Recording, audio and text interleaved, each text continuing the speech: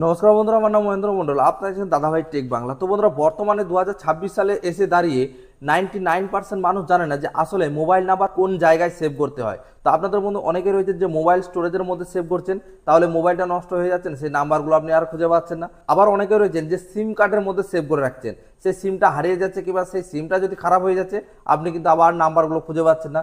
কিন্তু বর্তমান সময় 2026 সালে এমনভাবে সেভ করবেন যাতে করে সারা জীবন আপনি ওই নাম্বারগুলো মাত্র এক ক্লিকে খুঁজে পাবেন। তাহলে আজকের ভিডিওটি আপনার জন্য খুবই গুরুত্বপূর্ণ হতে চলেছে।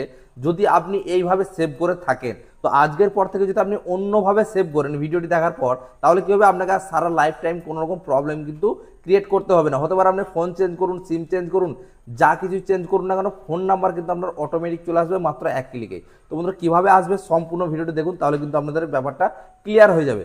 তো আপনাদের মধ্যে অনেকে রয়েছেন যে মোবাইলের মধ্যে সেভ করে রাখেন, অনেকে রয়েছে সিম কার্ডের মধ্যে সেভ করে রাখেন, আবার অনেকে রয়েছে গুগল অ্যাকাউন্টের মধ্যে সেভ করে রাখেন। তো প্রথমে আমরা আলোচনা করব যে আমরা যদি মোবাইল নাম্বারগুলো সিম কার্ডের মধ্যে সেভ করে রাখি তাহলে কি কি সুবিধা আমরা পেতে পারি। তো বন্ধুরা, আগেকার দিনে কিপ্যাড মোবাইল কিন্তু আমরা ব্যবহার করতাম। তো সেই মোবাইলে কি সুবিধা পেতাম, যে সিমের মধ্যে নাম্বারটা আমরা সেভ করতাম ওই সিমটা খুলে আবার অন্য মোবাইলে ঢোকালে কিন্তু আমাদের যে মোবাইল নাম্বারগুলো সেগুলো কিন্তু অটোমেটিক চলে আসতো। তো এটা হচ্ছে একটা খুবই বড় সুবিধা। তার জন্য কিন্তু অনেকে কিন্তু নাম্বার সিমে সেভ করে রাখতো, ঠিক আছে। তো ধরুন বন্ধুরা, আপনার মোবাইলটা যদি হারিয়ে যায় তাহলে আপনি সেই নাম্বারগুলো কিভাবে ফিরে পাবেন। তো তার জন্য বলছি, এখনকার যুগে সকলে কিন্তু স্মার্টফোন ব্যবহার করছে।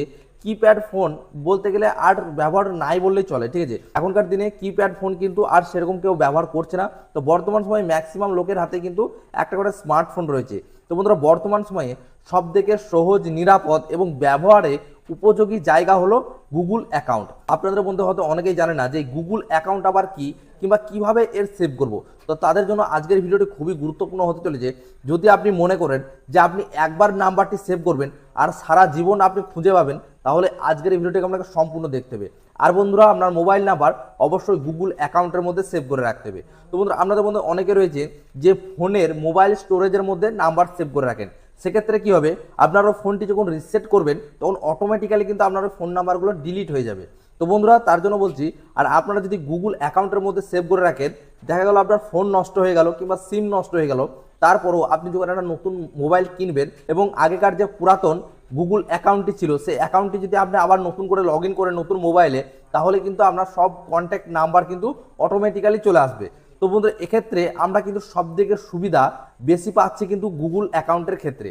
তো বন্ধুরা, এছাড়াও আপনারা যদি সিমের মধ্যে সেভ করেন, বেশি ফোন নাম্বার এবং বেশি জিমেল অ্যাকাউন্ট আমরা কিন্তু সেভ করতে পারবো না এই সিমের মধ্যে কিংবা ফোন স্টোরেজের মধ্যে। তা এদিক দিয়ে দেখতে গেলে আপনি যদি গুগল অ্যাকাউন্টের মধ্যে যত ইচ্ছা ফোন নাম্বার, নোটস, তারপরে জিমেল, যে কোনো জিনিস আপনি যদি গুগল অ্যাকাউন্টের মধ্যে সেভ করতে চান, সেক্ষেত্রে কিন্তু গুগল তার নিজের যে ড্রাইভ রয়েছে সেখানে কিন্তু তারা সেভ করে রেখে দেবে। এবং যখনই আপনি নতুন মোবাইল কিনবেন এবং নতুনভাবে গুগল অ্যাকাউন্টটিকে লগ ইন করবেন, আবার কিন্তু আপনার নাম্বারগুলো চলে আসবে অটোমেটিক্যালি। হতে পারে আপনার সিমটা থাক কিংবা না থাক, কোনো প্রবলেম আসবে না যদি আপনি আপনার মোবাইল নাম্বারগুলো গুগল অ্যাকাউন্টের মধ্যে সেভ করেন। তো বন্ধুরা, এবার চলুন দেখে নিই যে গুগল অ্যাকাউন্টের মধ্যে আমরা কিভাবে সেভ করব। তো বন্ধুরা, প্রথমে আপনারা কন্ট্যাক্ট অ্যাপসটিকে খুলবেন। অ্যাপসটিকে খোলার পরে নতুন একটা নাম্বারকে যোগ করবেন এবং সেভ করার আগেই আপনাদের যে ফোন স্টোরেজ রয়েছে সেখান থেকে আপনারা গুগল অ্যাকাউন্টটিকে সিলেক্ট করার পরেই কিন্তু সেভ করবেন। তাহলে দেখবেন আপনার ওই নাম্বারটি ডাইরেক্ট কিন্তু গুগল অ্যাকাউন্টে গিয়ে সেভ হয়ে যাবে। তো আপনি যদি এই নাম্বারটিকে গুগল অ্যাকাউন্টের সঙ্গে সেভ করে রাখেন, তারপরে আপনার মোবাইলটা হারিয়ে যাক, আপনার সিম নষ্ট হয়ে যাক, যা কিছুই হোক না কেন, ওই গুগল অ্যাকাউন্টটি যদি আপনার মনে থাকে এবং নতুন ফোনে যদি লগ ইন করতে যান, সেকেন্ডের মধ্যেই কিন্তু আপনার সব নাম্বারগুলো আপনি কিন্তু আবার ফিরে পাবেন অটোমেটিক্যালি। তো আশা করি আজকের ভিডিওটি থেকে আপনারা সম্পূর্ণটা বুঝতে পেরেছেন যে মোবাইল নাম্বার আমরা কোথায় সেভ করব, ঠিক আছে, কোথায় সেভ করলে আপনাদের ব্যবহার করতে সুবিধা হবে এবং সঠিকভাবে সুরক্ষিত থাকবে। তো তার জন্য বলছি, আপনারা যারা সিম কার্ডে সেভ করছেন, সিম নষ্ট হয়ে গেলে কিন্তু সেখান থেকে নাম্বার বের করতে পারবেন না।